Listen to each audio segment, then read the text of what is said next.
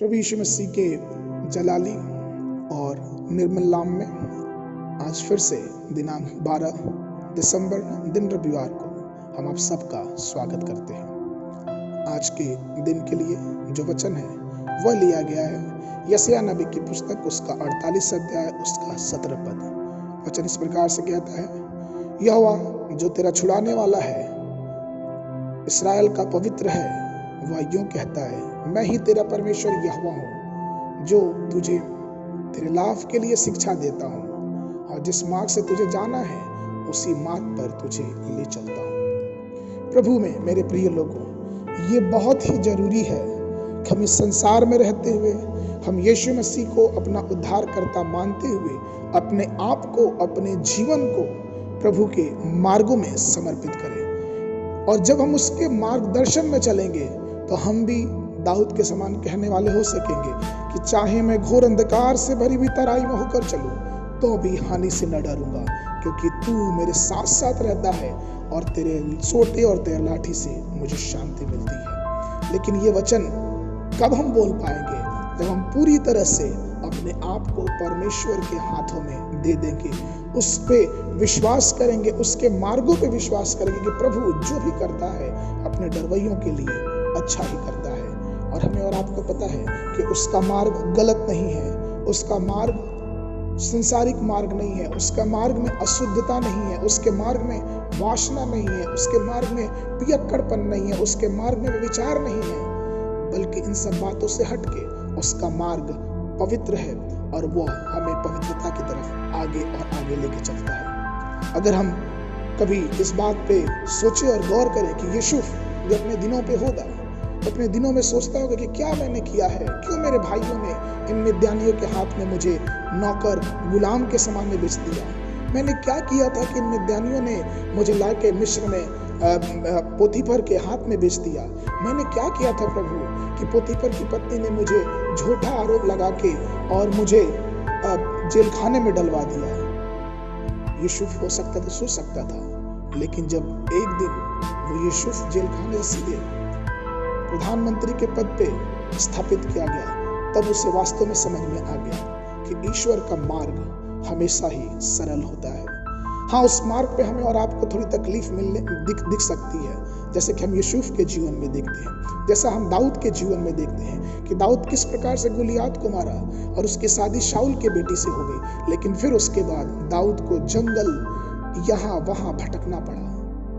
वो भी ये सवाल कर सकता था, दानियल भी ये सवाल कर सकता था कि प्रभु मैंने क्या किया है, मैं तो आपकी उपासना कर रहा था, दिन में 3 बार मैं आपको ही याद कर रहा था प्रभु, लेकिन आज मुझे शेरों के मान में डाल दिया गया। लेकिन इन सब जीवनों के बारे में अगर हम देखें तो इन सब जीवनों के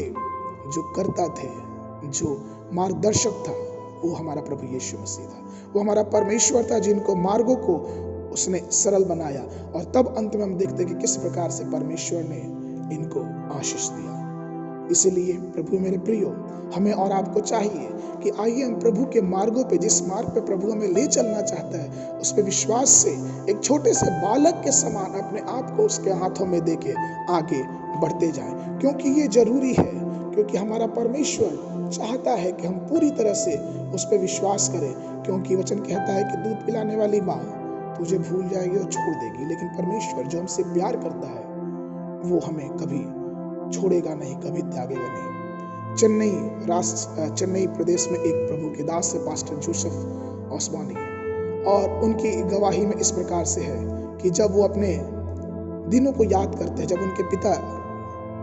को प्रभु ने बुलाया सेवा में, तो जब प्रभु की सेवा में आने के पहले उनके पिता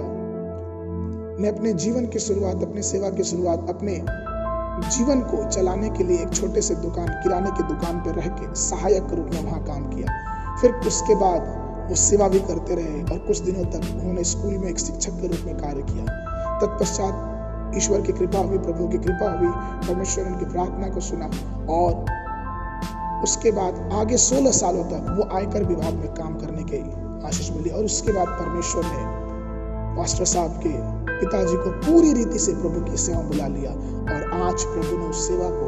बहुत आयत से उस प्रदेश में ही नहीं बल्कि पूरे भारत देश में और पूरे दुनिया में बहुत ही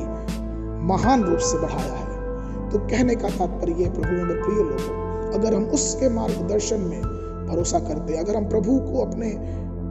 अपने जीवन का मालिक और स्वामी बना दें और उसके मार्गदर्शन में अगर हम चलने के लिए तैयार हो जाएं, तो हमारा परमेश्वर इस योग्य है कि वो हमें आशीषों के साथ, हमें जयवंत से बढ़ के, हमें अंधकार की तराइयों से भी होकर गुजारेगा, लेकिन फिर भी हमें कुछ हानि नहीं होगी। और तब हम अंत में दाऊद के समान कहने वाले हो सकेंगे कि यहोवा मेरा चरवाहा है और मुझे कुछ घटी नहीं होगी। आज के मनन के लिए यशायाह नबी की पुस्तक उसका 50 अध्याय उसका 10वां पद। तुम में से कौन है जो यहोवा का भय मानता है और उसके दास की बातें सुनता है? जो अंधियारे में चलता हो, उसके पास ज्योति ना हो, वह यहोवा के नाम का भरोसा रखे और परमेश्वर पर आशा लगाए रखे। परमेश्वर आप सबको आशीष दे।